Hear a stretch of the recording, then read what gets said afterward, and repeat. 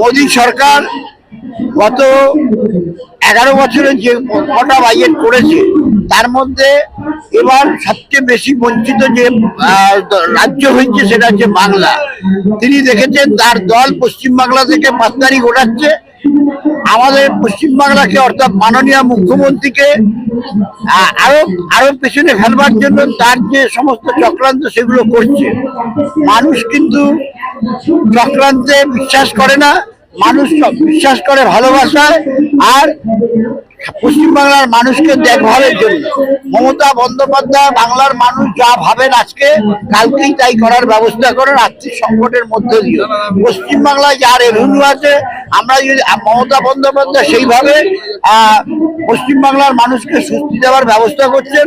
সরকার কেন্দ্রীয় সরকারের টাকার প্রয়োজন হয় না, বাংলার টাকা যা হবে সমবন্টনের মধ্যে বাংলার মানুষ চলতে পারবে। মোদীর মুখাপেক্ষী আমাদের করার দরকার হবে।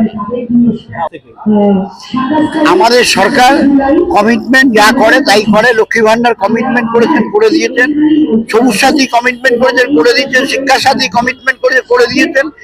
এবার আবাস যোজনার টাকা কেন্দ্রীয় সরকার দিচ্ছে না, আজকে না প্রায় 2 বছর ধরে।